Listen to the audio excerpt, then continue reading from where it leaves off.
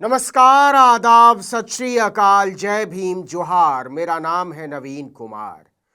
कांग्रेस आखिर चाहती क्या है? ताजा शिकस्त के जख्म तो अभी हल्के भी नहीं पड़े। देखिए, बिहार चुनाव में करारी हार मिलने के बाद भी विपक्ष समझने को तैयार नहीं है। राजनीति का राह नहीं समझने वाला भी बता सकता है कि मौजूदा हालात में बीजेपी को हराना आसान नहीं है। बिना एकजुट हुए तो यह लगभग असंभव है।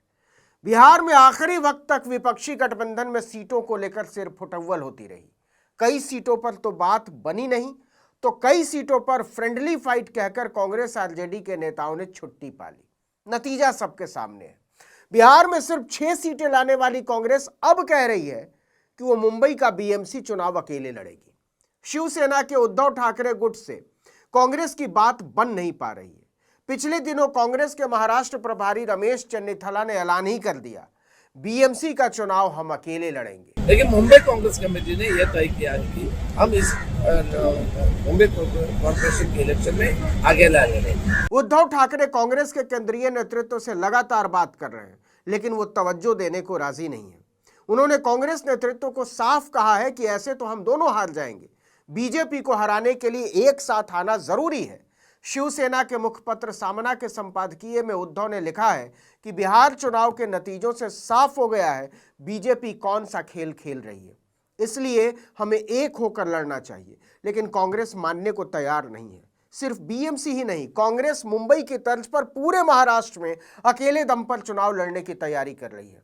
मतलब साफ साफ कहें तो महाराष्ट्र में महाविकास अघाड़ी गठबंधन टूट की कगार पर है, और अगर ऐसा होता है तो बीजेपी के लिए रास्ते अपने आप बन जाएंगे।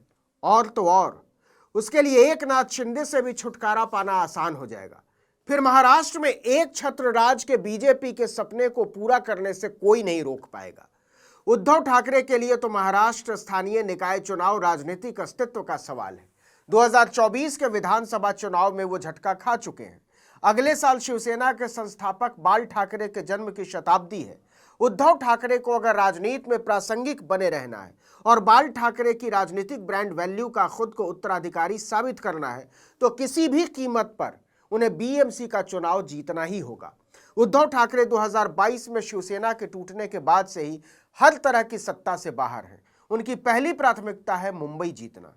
वहीं से शिवसेना की राजनीति की शुरुआत हुई थी और यहीं से शिवसेना को सबसे ज्यादा ताकत मिलती है। 1990 में बीएमसी का चुनाव जीतने के बाद ही बाल ठाकरे को राष्ट्रीय स्तर पर पहचान मिली थी। 1995 के बाद से लगातार बीएमसी पर शिवसेना का कब्जा रहा है। यहीं से पार्टी को पैसा मिलता है और पावर भी यहीं से आती है। यहीं से शिवसेना ने पूरे महाराष्ट्र में अपना विस्तार किया है।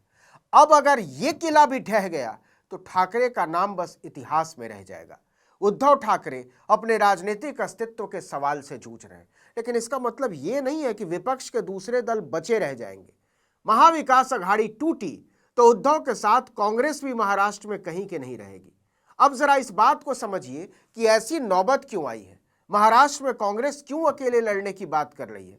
दोनों के बीच झगड़े की जड़ में है राज ठाकरे, हिंदी भाषियों के खिलाफ राजनीति करने वाले शिखर पुरुष, उत्तर भारतीयों के खिलाफ राजनीति चमकाकर मराठी वोट बैंक के मालिक बनने का दावा करने वाले राज ठाकरे, शिवसेना से अलग होकर महाराष्ट्र निर्माण सेना बनाकर भी अपनी राजनीतिक जमीन को वो पुख्ता नहीं कर सके। एक समय में मोदी के साथ बैठने की कोशिश भी की, लेकिन वहां एकनाथ शिंदे पहले से मौजूद। अब राज ठाकरे और उद्धव ठाकरे दोनों को लगता है कि अगर बाल ठाकरे की विरासत को फिर से हासिल करना है तो साथ आना होगा।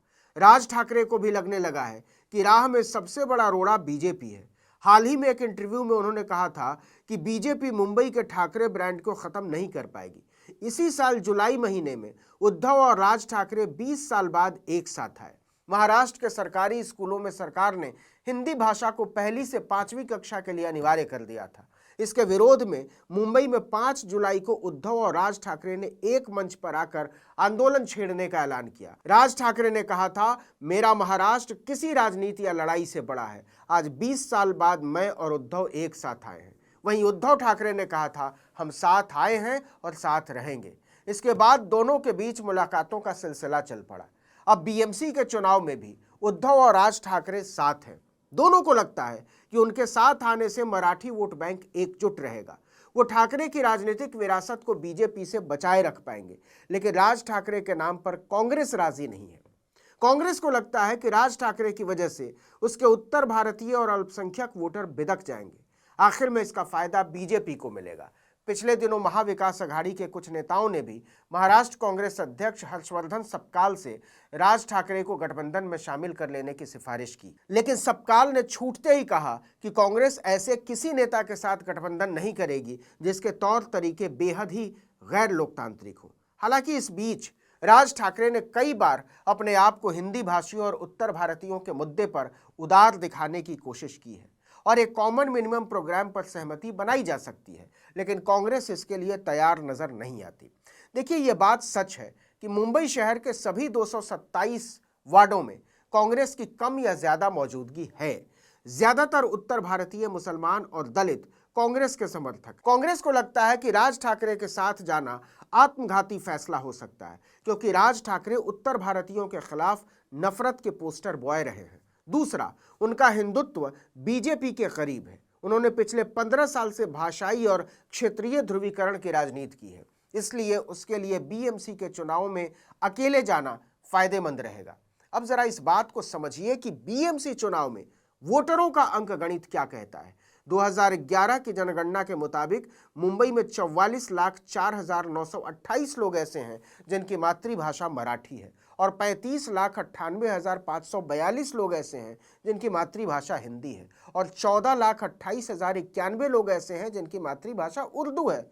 और मराठी वोट बैंक की स्वाभाविक दावेदार शिवसेना ही है और शिवसेना के 3 हिस्से हैं, शिंदे, उद्धव और राज ठाकरे, और तीनों में से कोई दावा नहीं कर सकता कि सारे मराठी उसके साथ हैं या ज्यादातर मराठी उसके साथ हैं। कांग्रेस को लगता है कि अगर हम उस वोट बैंक के पीछे भागे तो गैर मराठी वोटर बीजेपी के पीछे चले जाएंगे। इसीलिए कांग्रेस अड़ी है कि राज ठाकरे के रहते उद्धव के साथ बातचीत नहीं हो सकती। उसने एनसीपी शरद पवार गुट का दरवाजा जरूर खटखटाया है। 19 नवंबर को मुंबई कांग्रेस की प्रमुख वर्षा गायकवाड़ ने एनसीपी पवार गुट के मुखिया शरद पवार से मुलाकात की। वर्षा गायकवाड़ ने इस मीटिंग के बाद कहा कि उन्होंने शरद पवार से बीएमसी का चुनाव साथ मिलकर लड़ने की गुजारिश की है। हम दोनों ही नेचुरल पार्टनर हैं। शरद पवार की बेटी सुप्रिया सुले ने भी कहा कि पवार साहब ने अपने मुंबई के नेताओं से कांग्रेस नेताओं के साथ इस दिशा में बैठकें करने को कहा है। उधर बीजेपी मराठी वोट बैंक को बांटने और गैर मराठी वोटरों को एकजुट रखने की रणनीति पर काम कर रही है। पिछले दिनों मुंबई बीजेपी के प्रमुख आशीष सेलार ने बयान दिया था कि मुंबई का मेयर कोई हिंदू ही होना चाहिए। मराठी या गैर मराठी के सवाल को वो गोल कर गए, लेकिन इन सब के बीच कांग्रेस अकेले जाने का मूड बना चुकी है। 2 दिसंबर को विदर्भ के इलाकों में 46 म्यूनिसिपल काउंसिल के चुनाव होने हैं। 40 सीटों पर कांग्रेस अकेले लड़ रही है। अगले साल जनवरी में बीएमसी के चुनाव होने हैं। 2029 के विधानसभा चुनाव से पहले यह सबसे बड़ी राजनीतिक जंग होगी। इसी से महाराष्ट्र की सभी पार्टियों की हैसियत का पता चल जाएगा। इस वीडियो में इतना ही, लेकिन अगर आपने आर्टिकल 19 इंडिया को अब तक सब्सक्राइब नहीं किया है तो फौरन कर लीजिए। बेल आइकॉन दबाइए, घंटी जैसी आकृति लाइक कीजिए और कमेंट करके बताइए हमारा वीडियो आपको कैसा लगा। हमारा ट्विटर हैंडल है article19_India और मेरा ट्विटर हैंडल है नवीन जर्नलिस्ट। नमस्कार।